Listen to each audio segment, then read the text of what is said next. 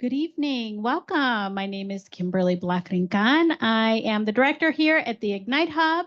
Thank you to everybody who is joining us in the hub today and also our online guests. We're so glad that you are here. Tonight's event is our Fireside Chat Career Series. We have an exciting topic that we're going to talk about today and some amazing guests who are going to tell us about their journeys. I'd like to thank Verizon for their sponsorship of this guest speaker series. I saw the happy faces in the other room where we had our community dinner. So Verizon is our sponsor for the guest speaker series, and they make it possible for us to be able to create a welcoming environment for the community and to have guest speakers here. So thank you. Tonight's topic is called Three Paths, One Passion. We have some special guests from Solutions Met there, as they have on their branded shirts. And we're glad that they're here tonight because one of the important things about a career journey is how did you get there, right? We see all the famous millionaires, how did they get there? And we also have everyday people just like us who have passions about technology or project management.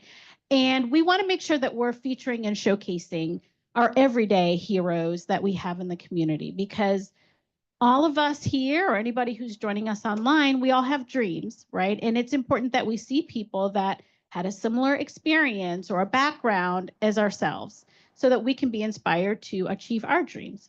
So that's important here at the Ignite Hub is we want to make sure that people feel welcome and that we're seeing leaders who are in our communities and making a difference every day. So with that, I'm going to start with our introduction of we have a panel tonight, as you can see. We have three guests. Our first person that I'd like to introduce is Michael J. Charles, here on the end, is the CEO and founder of Solutions Met, has a unique and effective approach to leadership, team development, and innovation. He has found his niche in helping individuals, federal agencies, and commercial businesses fulfill their technological needs while sparking innovative business solutions.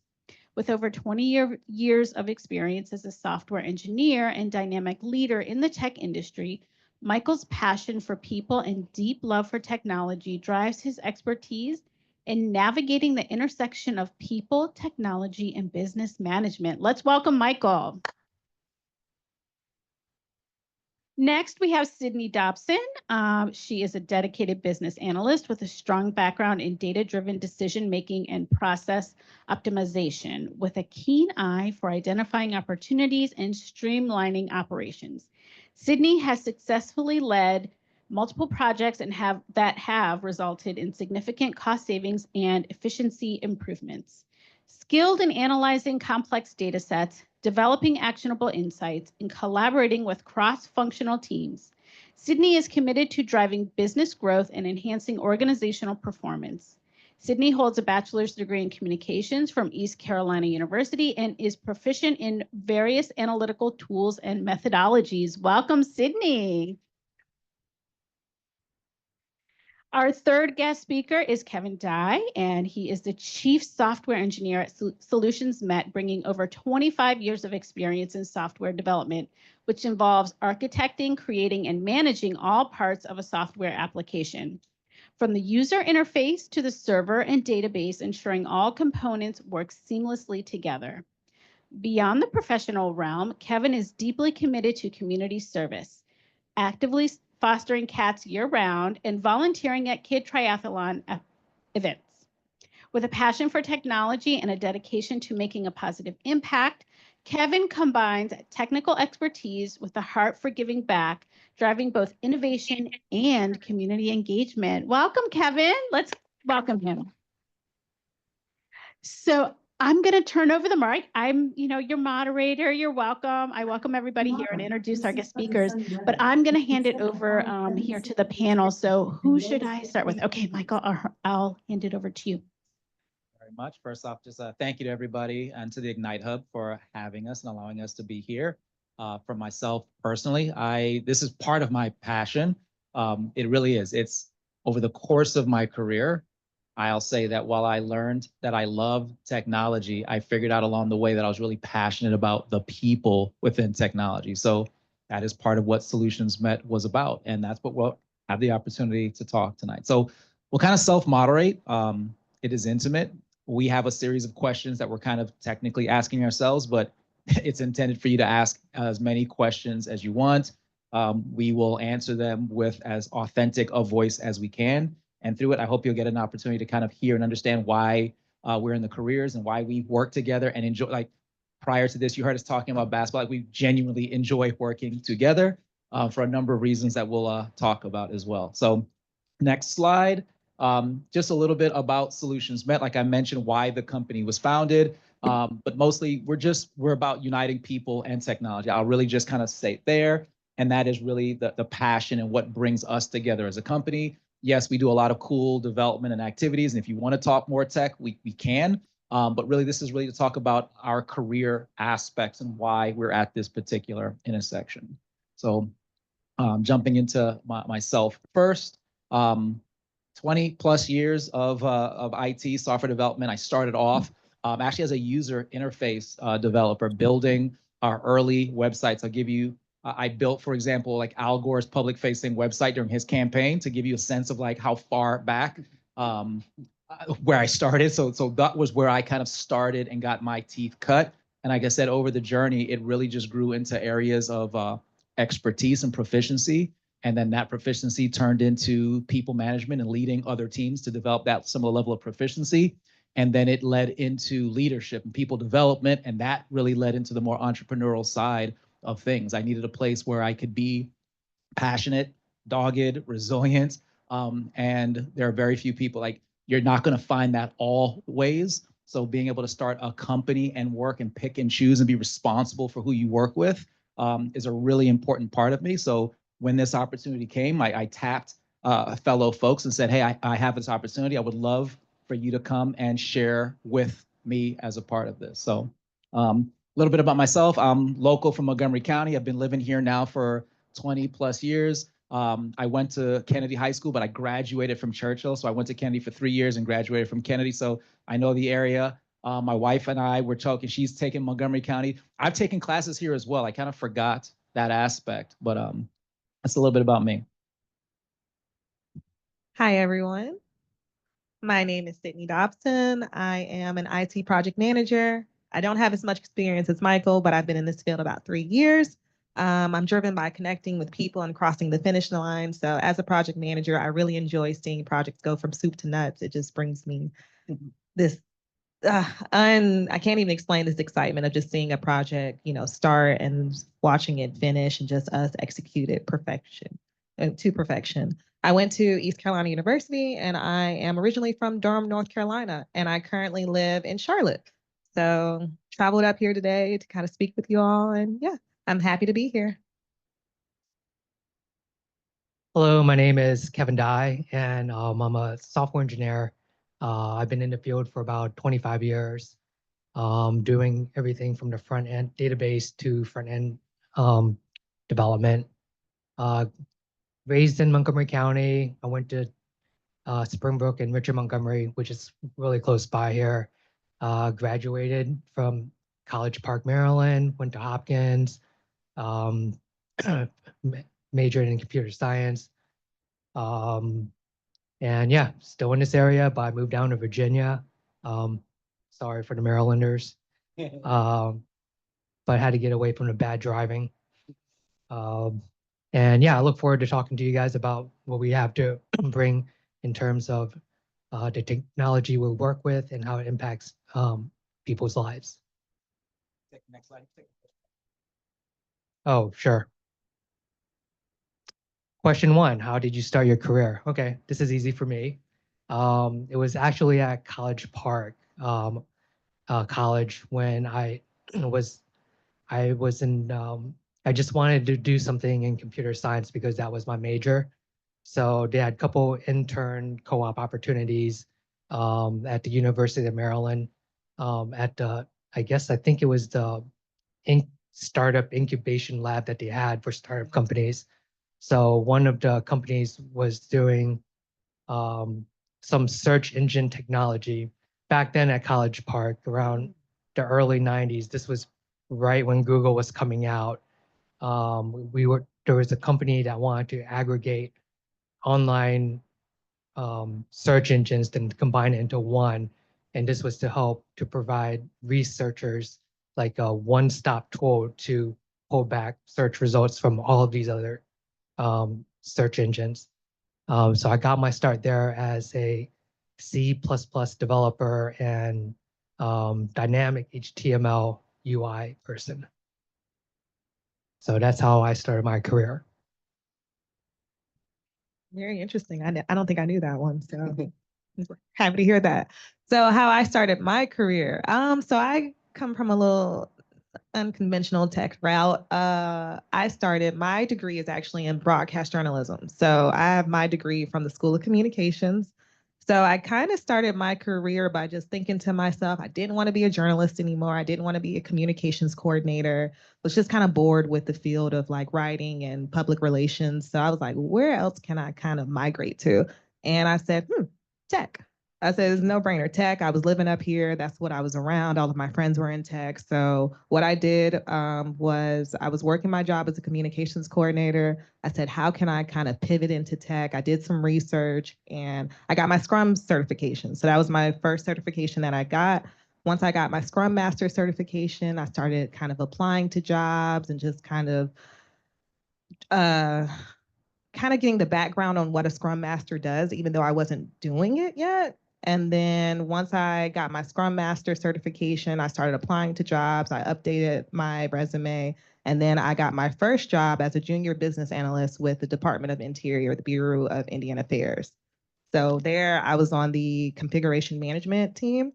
And I didn't like configuration management. And then so I updated my resume again. I was like, I don't like configuration management, but I'm happy I'm in tech. And then boom, that's where Michael's company found me. And he said, do you want to be a project manager? I said, well, I have no experience. He said, well, let's go. You'll learn as you go. So that's kind of how I started and got into tech. So how I started my career, odd question, but I'll give you a little bit of backstory. So my career in tech technically started when I was 14. So single mother, she used to work downtown for a place called Carnegie Institution of Washington. And as a single mother would want, not to have her child just knocking about after school doing nothing. So she made it required for me to go stay with her every afternoon after school. So I had to get on the metro and go with my mom. And what Carnegie Academy for Science Education was, it's a science foundation that had they're the administrative office for like Carnegie Space Hubble telescopes, all the scientific areas. And then they had a science academy program. And no exaggeration, I would sit and kind of just bother my mom. And one afternoon, there was a lady named Inez Fuentes who has passed away. She was just being kind. And she invited me to come to her office. And she had a lab full of Macs that they were using to teach the science computers. And I sat there and they weren't working. And I bored, started fixing them, like literally putting together and working on them and doing that. And Inez was kind of really impressed. But in my head, it was like, I've done stuff like this before. I like to build computers. My dad thought it was nice for like when most kids were playing, he would drop me off at like an ISP. He had a friend who owned a company in Trinidad called Carib Link that he would drop me there for a summer. And that's how I would intern to be babysat. So it gave you skills. So I started my career there. Inez then hired me to be the summer IT coordinator for their program. So from the age of 14 to 18, I was responsible for teaching DC public school teachers how to use certain software for their entire lab. They hired this, I had to get a special work permit. And when I did that during the summer, the president of the Carnegie Institution of Washington then hired me out of high school to manage their network. So that's what I did for Carnegie Institution of Washington from the time I was 14 to the time I went to school. And then while I was in college, and again, you get a lot of experience, I did a lot of work for them. I built everything from their networks to their physical networks, their IT infrastructure. They had a single network engineer there. So I did work with them in particular. We ran cable. We did a little bit of everything. Then in college, I kind of serendipitously had an opportunity to start my first company. At the time, it was called Visual Elements. We were a website development company. And that is what we did. It was the early ages of .NET. And that's really where my personal career started. That company then got acquired and went to other pieces, and it kind of big fish eats little fish. And then I started working and continuing from there. But from a career perspective, for me, it started relatively young and just being somebody who was really curious. And I thank my parents for letting me take stuff apart when I was little, and it kind of translated. So Inez, I give her credit because she was the first person who never got upset with me that I took a computer apart and put it back together. So next question. All right. What's the most amazing or exciting aspect of my career? For me, this is easy, hands down. It's the best and the worst part for me. While I love technology, I get to play with a lot of it. It is the people. Sydney's probably at the center of one of my most favorite things. I'm geeky. I love technology. I love building. I love development. But I absolutely love seeing people come alive when they see it and when they understand it. And when they understand the process, like she said, when you understand the process to go from nothing to a fully implemented system, it doesn't matter what it is, whether it's software, whether it's a computer, there is something about having that understanding and that interest that has always driven me. And when you can lead a team of people to be able to accomplish it.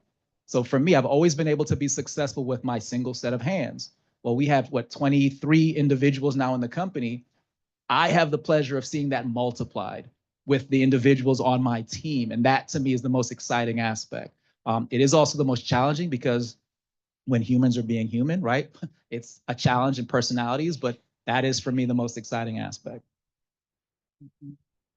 Well, I mentioned the most exciting aspect of my career, but another exciting aspect is kind of just where things are headed with tech. So being in this tech space, you kind of just see things go from just very old technology to this new technology. For example, I'm working on a project where we're migrating everyone's files from on-prem to the cloud because everything is being in the cloud. So it's really fascinating just to see technology changing in real time and you're actually working on those projects in real time.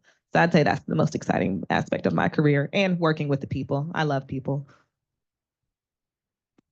I'm the opposite. I don't really like working with people. It's because I'm an introvert, so even speaking out here is kind of hard for me. But what I would say the most exciting aspect of my career is that in technology, the technology always changes. So that constantly forces you to learn and keep up. And I think for me, if I didn't have to keep up, then I would be bored with what I'm working with constantly and all the time. So the technology sort of forces me to keep up to speed with the latest and what's going on. And to me, that's exciting because that keeps me learning all the time, and I enjoy that. Question? But at the same time, okay, the next question is, what is the most challenging aspect of your career? It is the keeping up with the technology as well.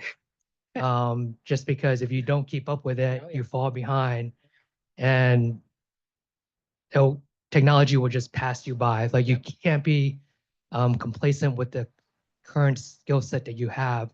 I feel like you always have to actually be non-complacent, or you have to be not satisfied with the skills that you have. And that's the only way that you can motivate yourself to try to keep up with the technology. Otherwise, your skills will become obsolete. Most challenging aspect is definitely the people. While I love people, sometimes you forget that people are people at the end of the day. And that also no one can predict what might happen the day of or the day they come to work. So kind of managing kind of life and people with work is the most challenging because you have to be understanding of everyone's situations, but also understanding of what needs to be done at the end of the day with work. So I'd say that's the most challenging, is just balancing life and also meeting your goals and work. Same thing. The piece that I maybe tag on to Kevin, the emerging technology side is a really challenging aspect, but it's like a thin blade. It's both good, a gift, and a curse. because in our career, you're constantly being asked to solve problems, sometimes the same problems, but with technology that either hasn't been vetted or fully fleshed out, or it's at the infancy, like AI, for example. Well, if anybody knows anything about HTML, like when HTML started, it was really very basic and rudimentary. You had like these really black and white pages. Well, if you put AI in the very similar, that's where we are today with AI. It's evolving so fast. It's like HTML 1.0 equivalent, but it's so powerful. So you're put in a position that says, hey, this emerging technology that is moving faster than almost any other technology, use it to solve these problems. By the time you solve the problem, the technology has emerged and changed again. So that is an aspect. And then the other side of it is keeping up with it. I make a joke because as I go higher up, you do less coding and more managing. I say I have to pick eventually what type of dinosaur I choose to be, because I can't be an expert at it all the time. Like, yeah. I get upset when these guys are laughing at me, like my background, like cloud technologies. I used to be, I still am for the recorded, an expert, especially in cloud systems and engineering. But if you sleep, right, or you take too many meetings for a year, like that's all you're in, you're left behind. You have a solid foundation and understanding, but the way in which it moves, that is frustrating as well, especially for myself, that I would love to still be hands-on, but I can't. Yeah. Yeah. So what's your advice for those thinking to start a career in tech? So Kayla, not to put her on the spot, I apologize, I already did. We were talking while we were eating, and the advice I really gave her was, if you're coming into tech, tech is such a broad and a wide field, meaning you can't be a company today in anything. You sell shoes, you have to be a tech company to be successful. Any business today has to be tech forward, tech leaning in order to be successful. So if you are somebody who thinks they're getting into tech, I say start where you are. Start with the understanding that you have. So in an example, if you're, and I said, if you know water bottles, I'll say it this way. In order to be successful with water bottles, there's a database, there's information, there's all these different things to be able to sell water bottles. What I'd recommend is, don't start with phones, because then you have to learn phones and to learn the technology, right? It's difficult enough to learn the software, like if you wanted to get into cybersecurity, it's really challenging to have to learn the area and the business of cybersecurity and the technology in place to protect against threats. So my recommendation is, start with something that you're familiar with and that you have a foundation and understanding, and then think about the technology to accelerate that understanding. That'd be my advice.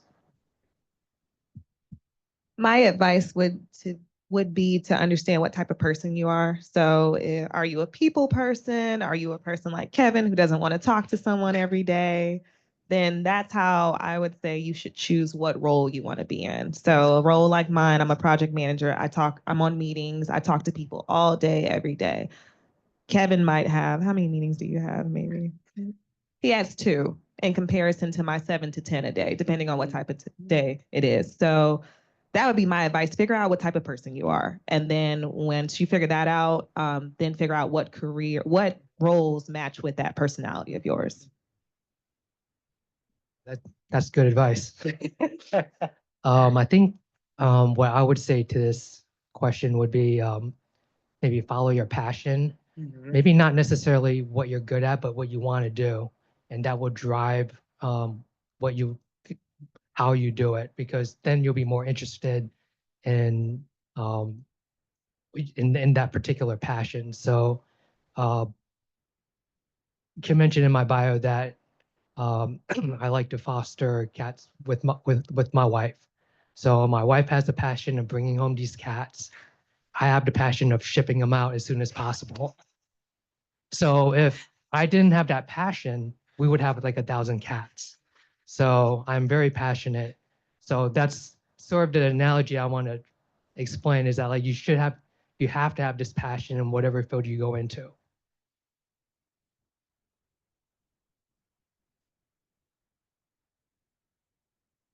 Question 5, how do you keep up with new technology, and what changes do you think will shape the future? Whoa, okay, good question. I think sometimes I guess the way that new technology helps is that it makes our lives more efficient, or it benefits us. So for example, sometimes you're using technology without even knowing it. An example would be like cell phones, right? So when I first got my first cell phone, it wasn't a touchscreen cell phone. It was like a flip phone. All you could do is just punch in keys and that's it. Then later on, it's like these cell phones that we have now. There's like this touch screen. You could like control like by swiping and all that stuff. I remember the way that impacted me was that like, oh crap, that's something we have to program now. It's like how people swipe on their screens. That's something that we had never needed to think about before, from a user interface perspective. But I guess I'm just talking from a developer's perspective. That's like, oh no, that's something else we have to learn. Um, so yeah, that's my answer. I keep up with technology. Well, to be honest, I feel like we're bullied to keep up with new technology. In a sense, I feel like when it comes to our phones, sometimes your iPhone won't work anymore because you need to upgrade it, or sometimes you just need to upgrade in general, and Apple will let you know. So I feel like that's how I keep up with new technology. And also, I like to be in the know of everything that's being released. So I do like to try the different technologies that come out, the Apple Watches, your phones, your laptops, your computers. So I think with my age and kind of just how I was brought up, I'm just interested in all technology that comes out and I want to try it so I won't be behind as times keep changing. And what changes do I think will shape the future? I I really feel like robots and just kind of that whole Tesla type of field with the robots, it's really going to shape our future in a way where either it's going to be really, really bad or really, really good. And when I say really, really bad, I mean as in jobs will be taken, or really, really good as in they'll help us more than they will hurt us. So that's kind of how I feel like technology will change, and I feel like robots are really going to be a thing where they're more prevalent in the future. So I'm excited to see how that will come. I don't think that flying cars will be released, but who knows? I mean, we have robots now, so we'll see. My answer is probably two-shaped. I would say it from the perspective of people that maybe I'm hiring, right? Engineers. I would recommend having what I call a T shape, left to right broad, meaning you have a general understanding of software or information, but you have one level of depth that you choose to have an expertise and you chase after that, whether that's your passion. So that's what I call a T shape. Now they call it an I shape or a plus, where you can go up and down, but kind of having a breadth. So what's difficult? Maybe the best analogy, technology is a lot like the ocean. It's just wide and there's a lot of it. And if you try to jump in and you don't know what you're doing, you can drown, right? Yeah. And then you can try to get into it, but imagine trying to boil the ocean. It's also very silly, right? But that's what happens with tech and new technology. It's just constantly there. So you have to pick your poison. In my head, I think of it like swimming. I can't boil the entire ocean, but I can swim swim a good 200. You know what I mean? Like that's my free stroke. So how I learn technology is I pay attention to my time. I pay attention to all the things that will help me swim better. So whether it be AI or automation or different software or project management tools, all of those things, if I know that my stroke from who I am, I'm a good 200 freestyle swimmer. You do breaststroke, you do back, that's great. You know what I mean? You're at sea, you sail ships. All of those things are great. I'm a 200 swimmer. That's what I do in the ocean. So how I pay attention to technology is I pay attention to the things that allow me to swim faster, better. So whether it's my phone, in my role as a CEO, I have a lot of information that's coming. If we hire a person, I have 200 resumes. I can't read 200 resumes. So what AI technology can help me parse through and look at those things are more effective. If I have a customer and I have to visualize information or have large sets of data, it impacts, I look at the technology that allows me to deliver the value that's needed. What changes do I think will shape the future? Ooh. I mean, AI is the obvious one, but I'll say it from this perspective. It's what AI, it's the acceleration is what I actually think that's going to shape the future more so than anything. So we've even gotten into areas of like augmented reality or areas of augmented physiologic, like for example, augmented body parts and those type of things. And like while AI is absolutely the thing that will shape our future, it's what AI will do. It will accelerate almost every single area of research and capability. So what will really shape the future is how will we as humans adapt to change that can move faster than what we can comprehend. That will change the future, because then what are we left to do? What are we left to comprehend? What will we go to the higher realm of we'll get more back into arts, or will we go the other realm where we'll just let AIs do everything for us? So that's my opinion.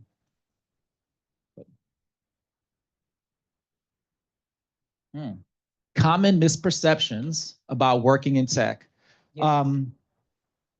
Some of them, I guess it depends, right? So like I worked in the commercial industry. I worked for a commercial bank, and it really was like t-shirts and jeans. It was really, I loved it. I could go to work like this every day. So you have those kind of areas. But maybe the simple one is just so much more meetings. You're just spending a lot of time like meetings and talking and collaborate, like more than what you would realize. So a common misperception is maybe you're just heads down coding all day long.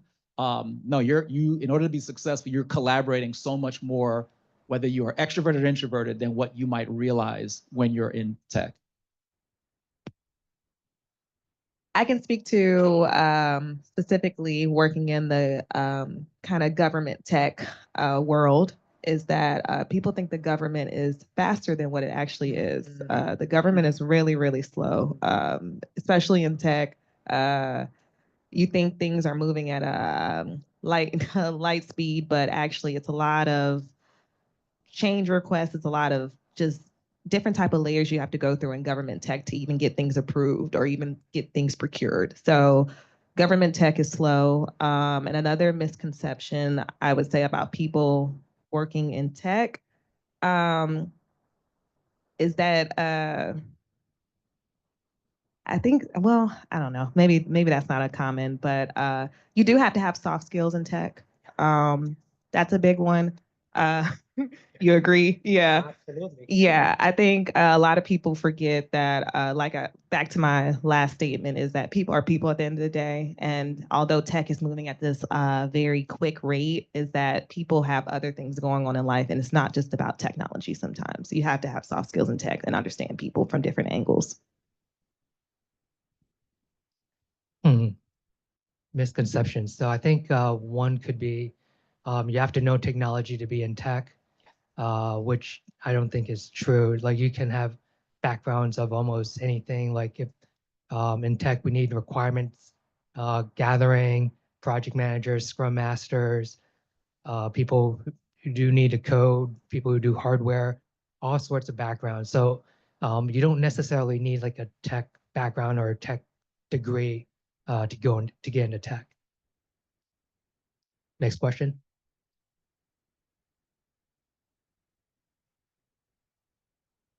What unique experiences have you encountered in your career path in tech?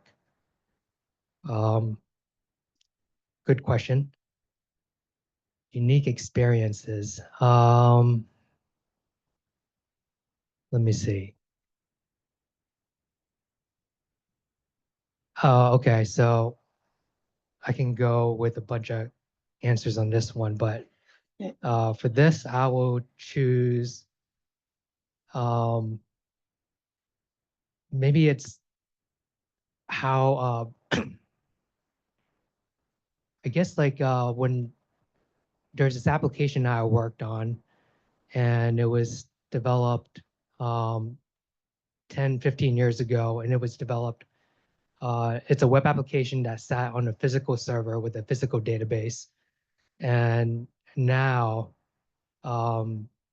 after, I think the application hasn't changed since then, logically. However, because of the technology that's changed, like the infrastructure, like we had to migrate the application to like a virtual server. That database also had to migrate from a physical database to a virtual database. And then from there, then the application had to migrate over to the cloud. And then there's like different clouds. So we had to make a decision whether if it's Amazon or Azure cloud. The database had to do the same thing too. So this application, while it didn't, the code has never changed. The infrastructure had changed, which made the project really interesting. So I thought that was unique to me. I'm actually going to skip this question because I don't feel like I've had any true unique experiences. Well, actually, this is a unique experience. Kind of talking about, my career in tech and kind of being in this field about 3 years. So didn't think I would be here today, actually. So I think it's unique how I've transitioned from communications, broadcast journalism to tech while in applying my soft skills to get here and kind of just how I can talk to people and how I can, bring people together and understand what our requirements are.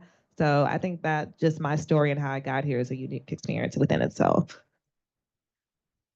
Yeah, I could probably go the same way. Like the unique experiences from a team perspective, building really great close teams is an important part of tech because you have to trust each other to deliver, handing off software from each other, testing and peer reviewing and all these things. But the team aspect. So one maybe unique experience is having teams that you're close enough. So when we were in physical buildings, we'd prank each other. I'll tell you a funny prank. This is unique, but it's fun. And because we're techie, they're always kind of like weird and funny. So we connected a USB dongle to somebody I won't name who. So it was a wireless USB keyboard and mouse that we just connected to the keyboard, and we would every once in a while just kind of phantom type stuff. I don't know who did it. I'm just saying I know that it took place. So that was a unique experience, but just having fun while you're working. I think the joke lasted a while before he actually figured out what was going on, which was funny. And other unique experiences are sometimes they're difficult. Like we had for certain customers, there was one particular incident where they had a pretty decent data disaster issue. And we had to basically, without getting into details, help piece this data back together before it became public information and news. And it was intense. It was late nights, working across the teams, being delirious. Like when I say late nights, ordering pizza, and you're still there 12 o'clock, midnight, trying to work through this thing for days at a time. But while it's unique is you build a level of trust and camaraderie, right? You build a level of resilience in order to do that. And it's actually what propels you. When you can deliver under those circumstances for your customer, it builds and adds to your career path. So the unique experiences are not all, like sometimes those darker roads lead to success because like it doesn't matter how dreary or dark a customer or situation, like we're pretty confident that we can take it head on and understand how to problem solve and be unique with it. Okay. I think we have one last question, then I think are we okay on time? Yeah. Okay. Yeah, so for me, I love this question. How do you see the balance between people and technology changing as tech becomes a bigger part of our lives? So this kind of goes back into, it's a subjective question, but that is the answer. The more the pendulum swings, we rely on technology in a way that affects our emotional, mental, and physical state. 20 years ago, I could memorize phone numbers like it was nothing. Yeah. Now, I can't remember a street zip code, like anything, like the last 4 digits of a number, right? And why has that changed? Is it that my capacity for memory has changed? No, not so much. The brain power has not changed, but my dependency, my emotional well-being has told me somewhere deep inside, I don't need to remember that information because something will be responsible for managing it. So as an example, that's shifting with a lot of things. Technology has changed. How many of you guys can still write cursive? See, I could tell you that by age or maybe by where you grew up automatically, right? So our dependent, like these are the things that change your interaction, what technology becomes responsible for, what you're comfortable with changes over time, right? There was a time in my early career, people weren't comfortable with letting data manage payroll. Now it's unheard of to have anybody do payroll manually. It had everything to do with people's comfort level with the information that exchanged. So as tech becomes a greater part of our life, I think as you feel more and more comfortable with letting your data, letting your information flow and your dependency changes, I think that's the intersection between people and technology that you'll start seeing. You'll have a greater reliance. You'll feel much more comfortable. Your brain power will go to other, hopefully higher learning levels of things. I agree with you as well with dependencies. I see it changing in a way where I feel like our expectations out of people are becoming more, what's the word I'm looking for? So in technology now, so kind of back in the day when we didn't have instant messaging and kind of phone calls and all that, you had to wait until somebody called you back, or you'll wait a couple of days. Now with technology, that instant gratification or like that instant communication, we rely on that now. Someone doesn't respond to you in maybe 1 to 4 hours, something's wrong, right? Something's going on. So I feel like as tech becomes a bigger part of our lives, not only are we dependent on it, but actually our patience becomes thinner. It becomes thinner. I know for mine, it's taking a toll on me, especially with my team, where, like I said, at the end of the day, you just have to remember people have their own things going on, and we shouldn't be so reliant on people to communicate back with us, quickly just because just because technology is fast. So I see it as not the best thing, but maybe not the worst thing. It just depends on how you look at it, honestly. Yeah, good answers. And to piggyback off of them, like I think um, the one big thing I think is like the reliance on the technology. I feel like if you ask this question like 100 years ago, 200 years ago, you might get the same answer where um, we're we're relying on the technology, except that now I feel like the technology is advancing so fast that it's sort of hard to keep up. And I guess what I'm trying to say is also like maybe safeguarding that technology as well too. So um, I don't know, like say, I know we were talking about air tags earlier, right? Like air tags are technology that you can put into, you can track like your luggage so that, you go on travel, you lose your luggage. And then you could open your phone and say, hey, my luggage got shipped off to another country. That's where it is. But also the technology, even though when created, it has like it was meant to be used innocently. Like it could also be used like nefariously. Like someone could put that tracker on your car to stalk you. Um, I don't know. So there's like safeguards in a technology. I don't think we're all caught up to it yet. So like when we're entering this age of like AI and how far AI is advancing, who is to say that these robots that will be created in the future will help us? Like Sydney said, like her biggest fear would be the robots like crashing or something. Right. So my fear is like the robots might kill me. So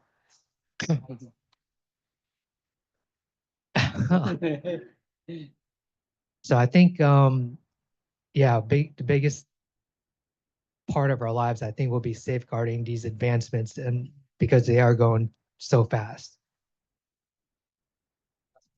Open for other questions. One area to the last one, I think potentially the more tech adjacent roles will also that balance. So for example, in the area of AI, who's managing the morality of the decision making that these machines are doing? Who's paying attention as more machines and automation takes over? They are still a subset of uniquely human things. So they will counterbalance each other at some point. So I would argue that that balance is on us as humans. Even oh, it's tech adjacent to keep the human perspective in line with those things. But we'll open it up to other questions. Just want to thank you for your comments and your insight and your candidness with how you're talking about your career, but also, the future of technology and where do you see it going. What stood out to me, though, is how each of you, it's part of our title of the unique way that we got here, right? And so what we see here at the Hub, people that come to our programs, a lot of them are career changers. So like your story is perfect of how did you do that? And you tried different things and you didn't like it and you tried something else, right? Sometimes I think we get stuck in, oh, this isn't for me, and then that's just where we stop, right? But you tried something else. And then, you had a background, but both of you, what stood out to me is you had a unique opportunity. Miss Inez brought you into her office. You had an opportunity in college, to have an internship that exposed you, to something new and different. So I hope that resonates with our audience here in person and online of it's not a straight trajectory. And what I've heard often of our guest speakers that come up here are be curious and say yes to opportunities.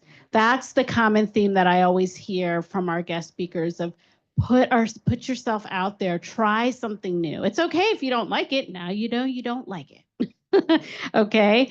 So I just wanted to, before we go to questions, those were some of the themes that I heard in your stories and how you got here. And really excited. We have some MoCo graduates, MCPS graduates, right, that are in the space, right? That's really important.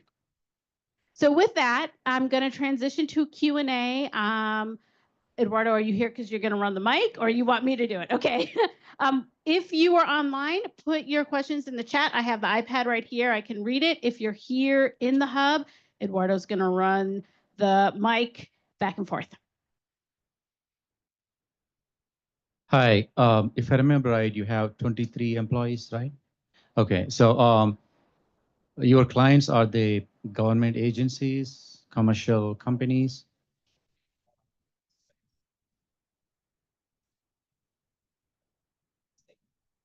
Okay.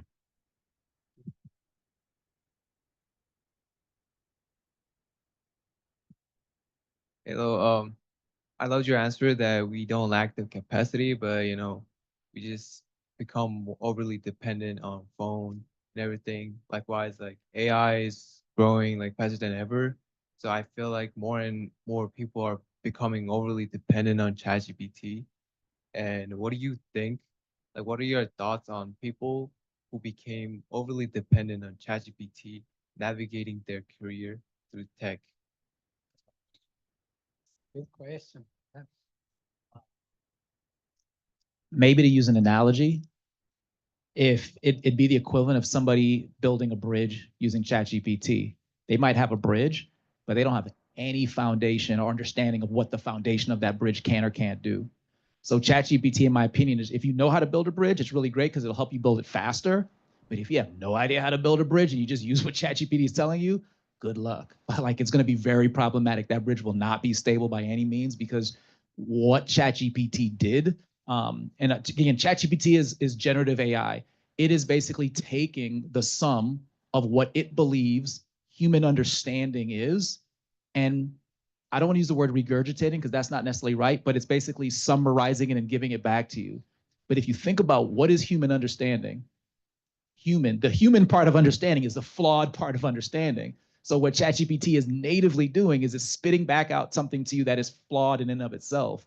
So my opinion is if you are to trust it without fully understanding it, you will end up in flawed results. And the human aspect, let's say I use it to peer review code. It will give me bad information. The human aspect is I know enough to correct and account for the flaw that it is providing to me. That's how I would answer it. But I would just take that in everything. If that's the important part. ChatGPT still needs a person to say, is the context, is the information, is all this stuff correct? Can't lose sight of that. I don't know if anybody else wants to.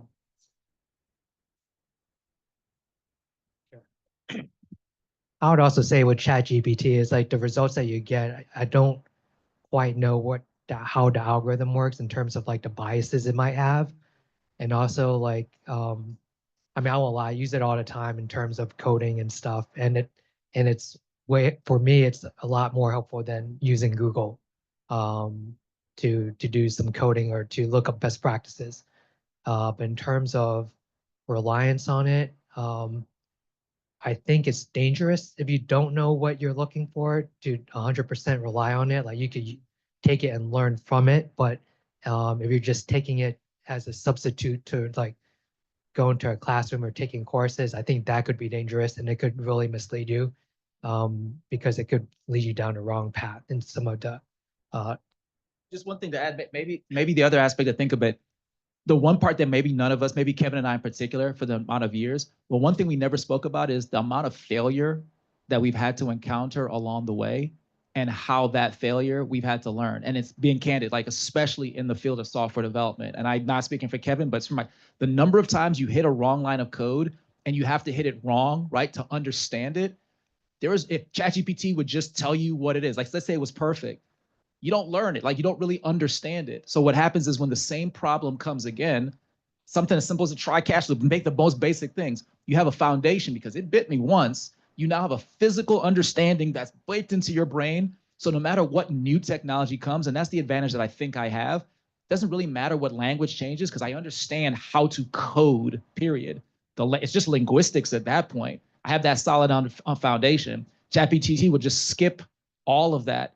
And the next problem comes and you're stuck still. You have to kind of continue to rely on it.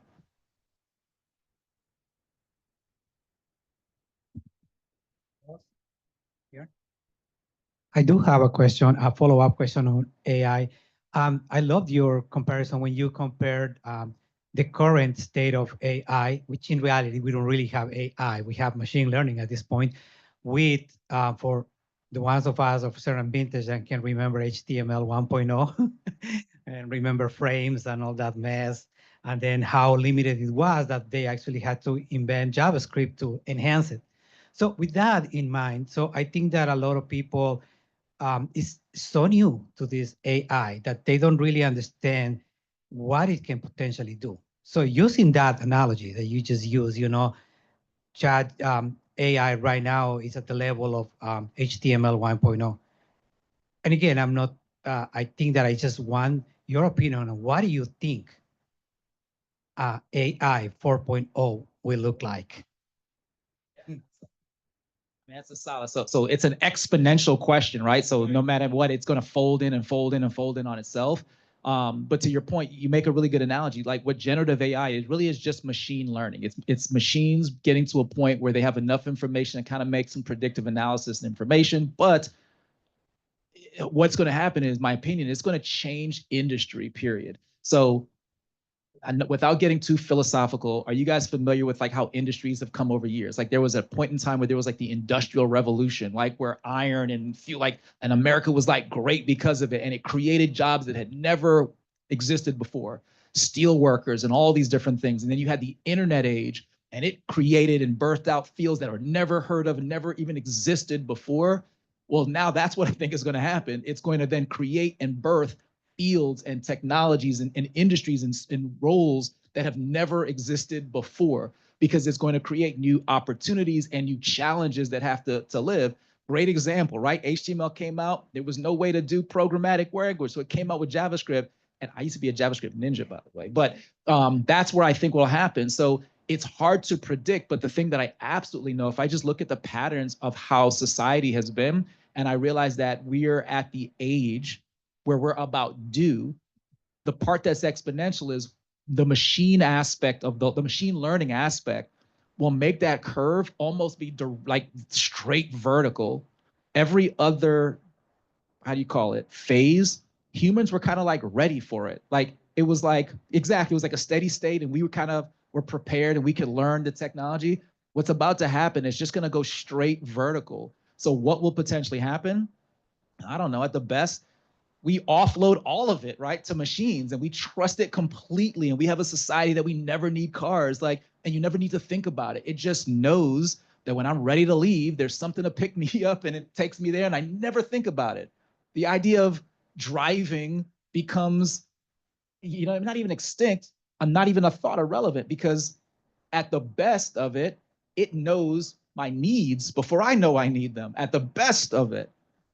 I'll skip what the worst of it would look like. There's a great book called A Robo Apocalypse, I think. I forget it. I read it years ago. It's a really great book if you don't know it.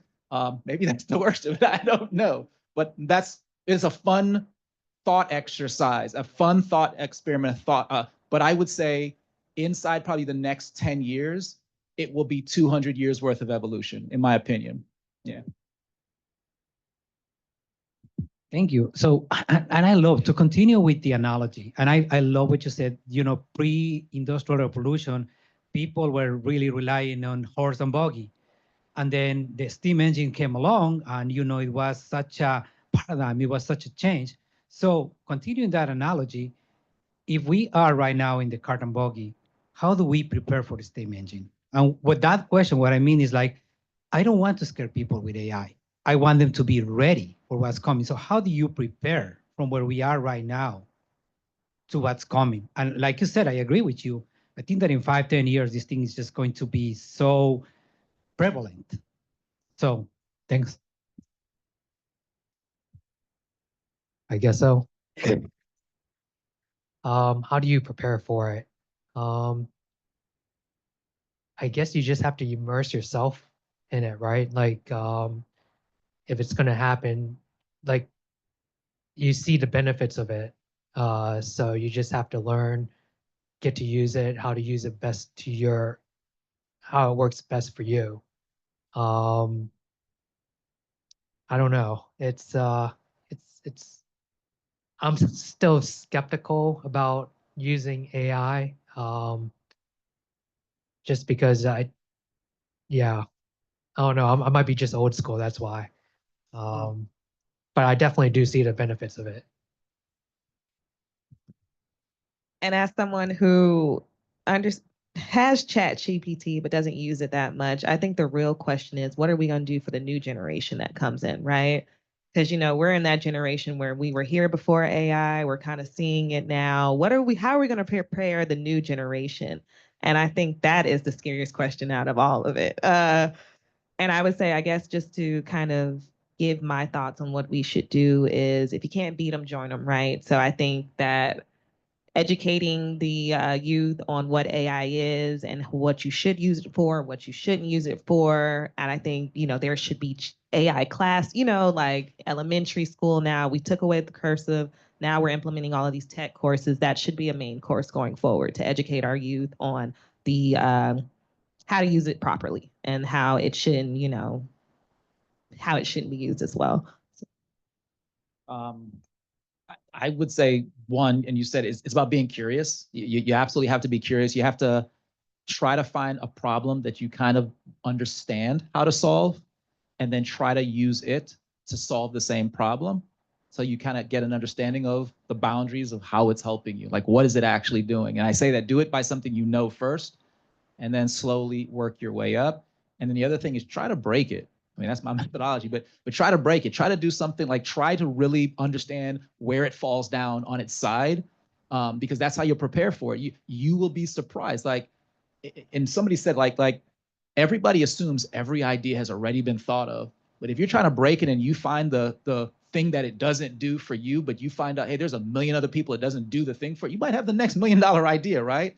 So I'd say that be okay with failing, and like failure is kind of the secret test, the secret sauce for both it and for you, because that's where you learn the majority. So that's what I would say. Like, embrace curiosity, embrace that failure, try it, be okay to feel stupid, be okay to ask the questions in front of it.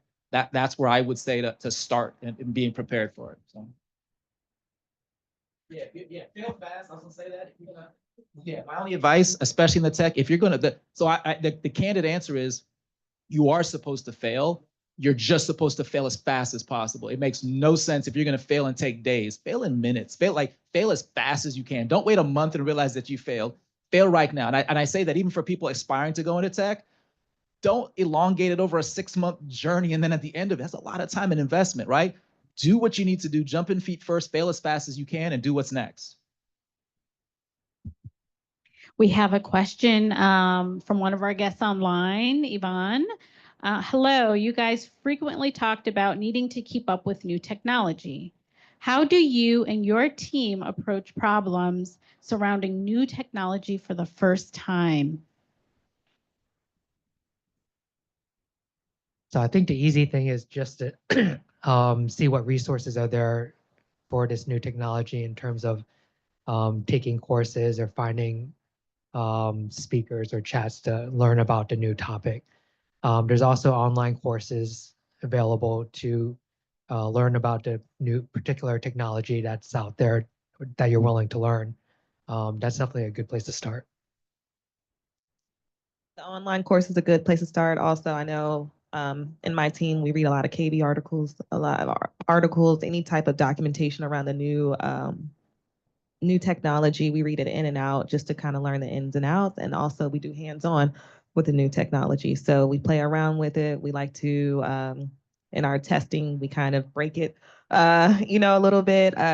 So that's kind of how we get familiar with the technology, and breaking, scripting, just practicing and reading about it.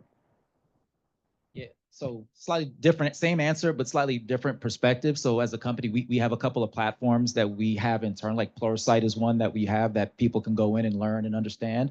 Cloud, like there's several services will give you like the actual platform to test and try, like especially in cloud learning, a lot of what we do. So they're labs. So even down to like we talk about a lot of generative and machine AIs. Almost every major cloud provider, Google, AWS, Azure, has what's called a free tier, where you can log in, try, build environments, play with it before you have any chance. So the whole thing of they're intimidating, but there's nothing that stops you from doing it. Like you don't need a special account. You can sign up for free, but that's where I'd recommend. And then start in these platforms, play around with them, try them. Cloud providers is kind of like different types of medication. Like Advil is different than, you know what I mean, than Motrin, but they have different reasons. So cloud providers are different. One is not necessarily better than the other. They just serve slightly different things.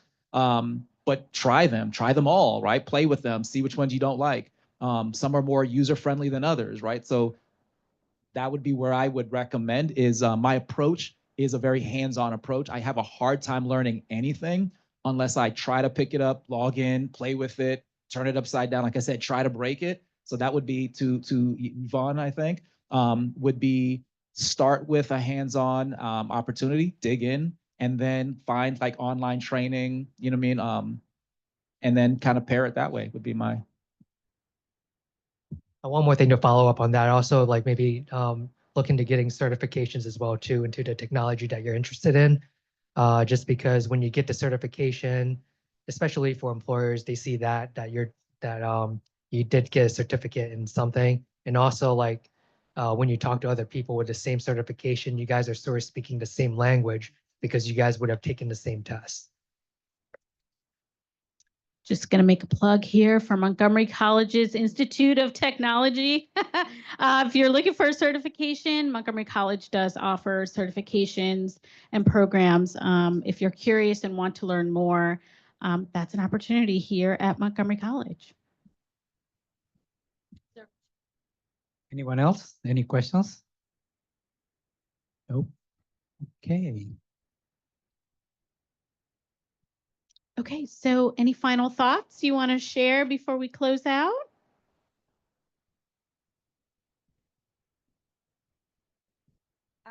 Yeah, I just want to say thank you to all of you for coming, for inviting us to your campus. We really appreciate this opportunity. And yeah, we hope that you guys took a lot from this conversation, and you guys excel in your tech careers going forward. So we really appreciate you all coming out. Oh, thank you. Thank you, everyone. Thank you. Okay, don't run off. There's more. Always. First, I'd like to thank our guest speakers, especially Sydney, who came especially from North Carolina up here to participate. I want to reiterate that our guest speakers are volunteers. They are volunteers that come here to share their wisdom, their knowledge, their advice with the community. So I just want to thank all of you for volunteering your time to enrich our community. So thank you for that. On the screen and online, we have the QR code for surveys. Please fill that out. We want to know, did you like this?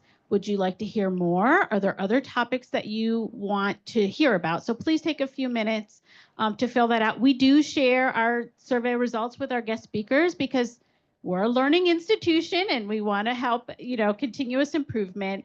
But we want to give them feedback about how was their experience. How did you enjoy their experience today? It's a very short survey. And while you're doing that, I have some thank you gifts for all of you. Kevin, this is for you. Thank you so much. Sydney, you're welcome. And for Michael. So thank you. Thank you. Thank you. I know people are typing, but again, I just want to give you a round of applause and thank you again for coming to the Hub.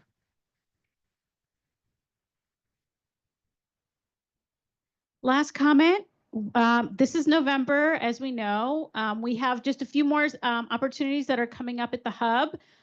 We have Megan Cooperman, who's going to talk about wellness in the technology field, why that's important. So that's coming up with our Future of Tech. And then we have our 2 December guests. One is Brittany Colon, who has a military background and is going to talk about how she transitioned into tech and entrepreneurship. And then we also have our dean, Alton Henley, who's going to be talking about AI and career searches and how to use that tool to help with finding a career, finding a job. We also have Eduardo is doing our IT Career Pathways workshop series in Spanish. So if you know anybody who's interested in tech and would like to hear a presentation in Spanish, Eduardo is going to do that. It's big picture, what is IT? And then he's going to do the last 2 sessions are a deep dive. What is cloud? What is cyber? We want people to we want to demystify the field. And we know that it's important that we share information in other languages than English. So if you know anybody, please refer them to us. I think that's all we have, right, Eduardo? We're starting to wind down. You know, December is coming and winter break.